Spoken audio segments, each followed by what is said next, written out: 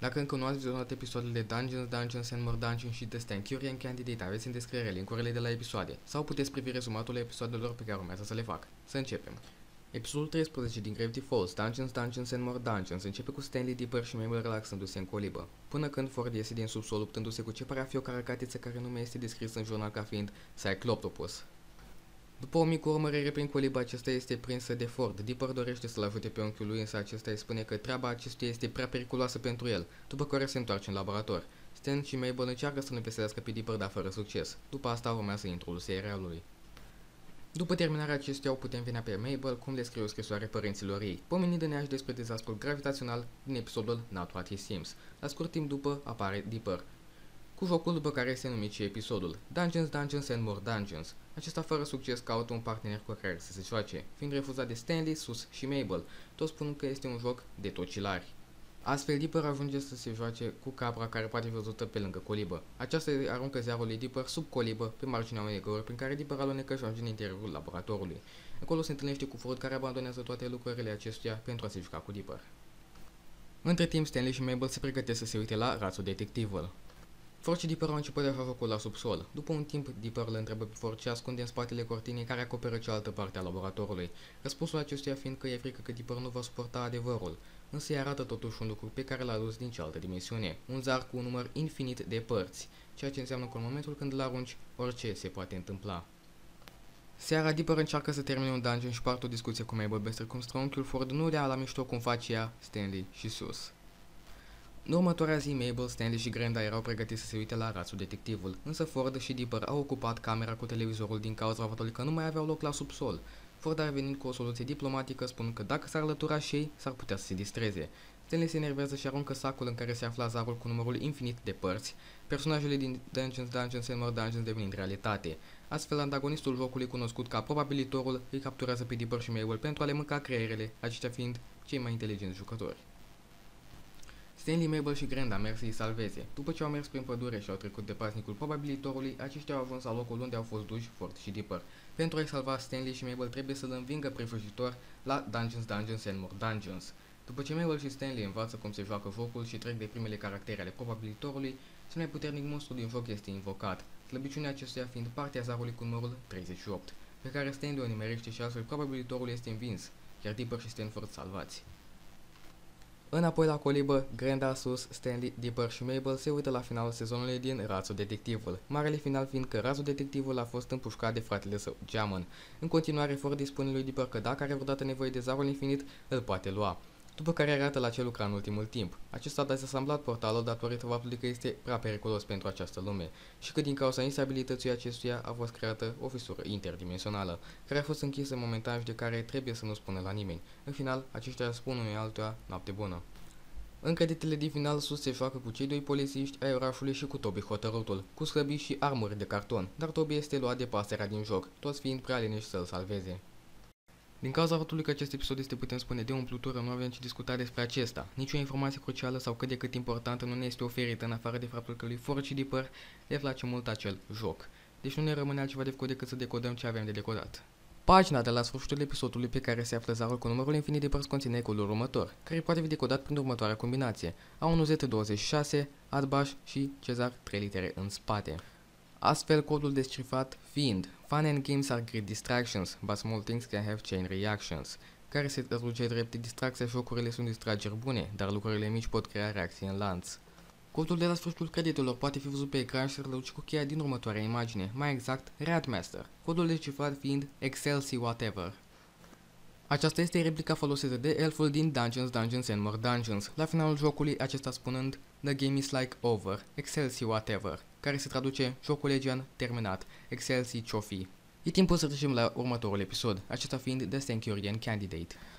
Înainte să începem cu rezumatul, aș dori să-i mulțumesc Gabriele XD că m-a ajutat la crearea episodului și că a făcut prima parte a rezumatului episodului, deci îți mulțumesc, Gabriela XD. Episodul 14 din Gravity Falls, The Stankurian Candidate, începe cu Stanley trezindu-se. Acesta încearcă să se încalțe cu papucii săi, dar observă că sunt plini de lapte. Apoi găsește un bilet de la Mabel în care își cere scuze pentru că a folosit papucii ca să care lapte în ei. Stanley merge în bucătărie unde se arde un bec, vrea să schimbe, dar găsește cutia becuri goală, alături de un bilet de la Dipper în care își cere scuze că a folosit becurile pentru a-i face lui Sus un costum spațial. Stanley decide să meargă la magazin să cumpere becuri pentru a înlocui becul din bucătărie, iar în timp ce stă la coada casei de marcat, are loc o mică ceartă între el și gașca lui Wendy, care se sfârșește cu Stanley bătut de cei care se ocupau cu pasa magazinului.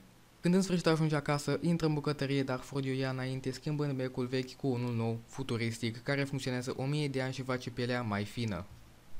Stanley se simte subapreciat și merge să se uite la televizor, care, după spusele lui, e singurul care îl mai apreciază.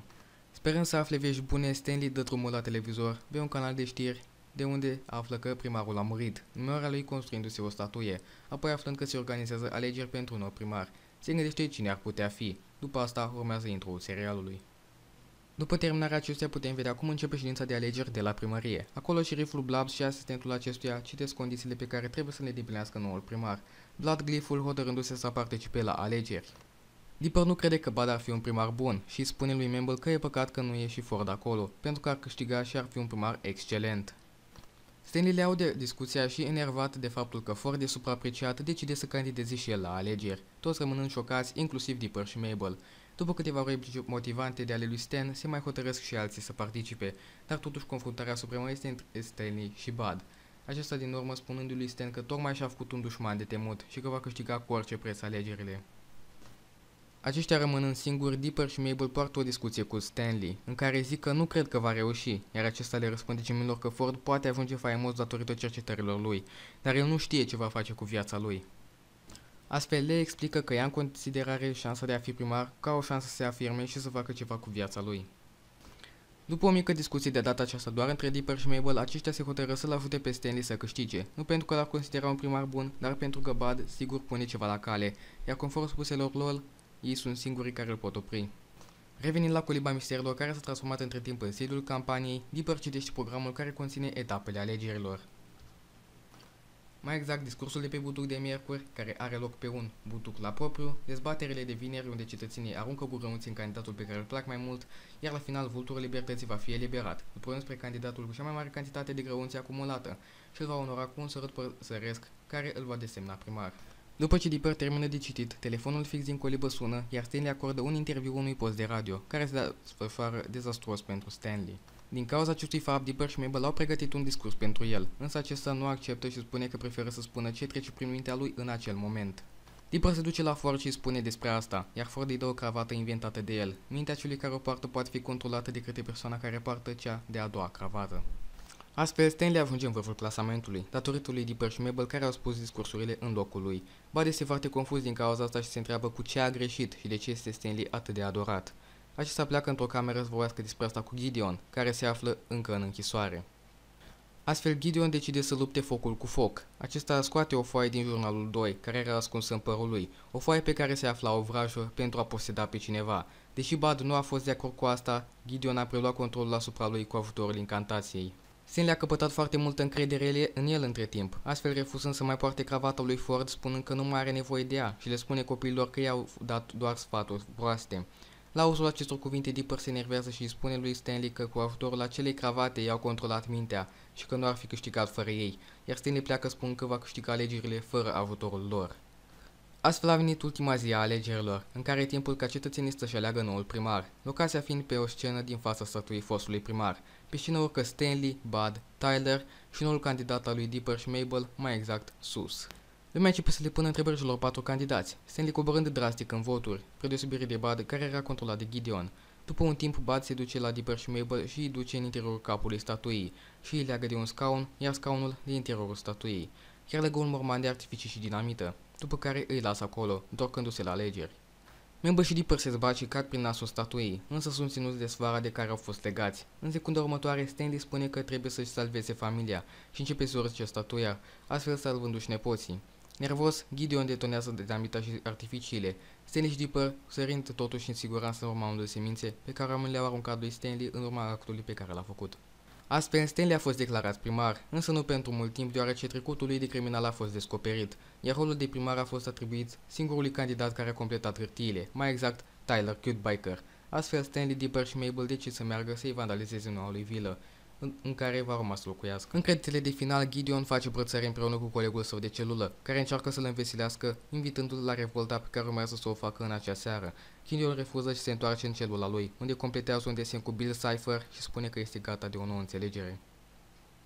Episodul acesta ne oferă destul de multe informații legate de situația lui Gideon din închisoare. Acesta este evident disperat să scape, destul de disperat încât are ca plan B invocarea lui Bill Cipher.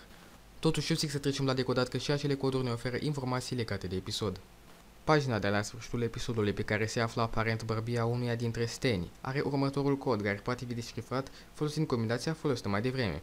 Acesta se descifrează drept: Beware whom you belittle, big problems can start out whittle, care se traduce pe românește: ai grijă pe cine subestimezi, căci mari probleme pot izbucni, făcând astfel referire la cum Stanley l-a subestimat pe Bud la alegeri. Codul din creditele de final este următorul și poate fi tradus cu cheia Working It care apare în ziarul ciudățeniului. Acesta decifrează Gitem. Nu sunt foarte sigur ce ar putea însemna, totuși. Pot spune că acest serial se îndreaptă într-o direcție bună. Deși în aceste două episoade nu am aflat prea multe lucruri, sunt sigur că în următoarele două, da. Înainte să închei, aș dori să vă întreb dacă crearea episodelor cu voce vi se pare un pas în față sau în spate pentru canal. Și v-aș ruga frumos să apăsați acel mic buton de like deoarece mă motivează să fac episoade în continuare. Sper că v-a plăcut acest episod. Ne vedem data viitoare.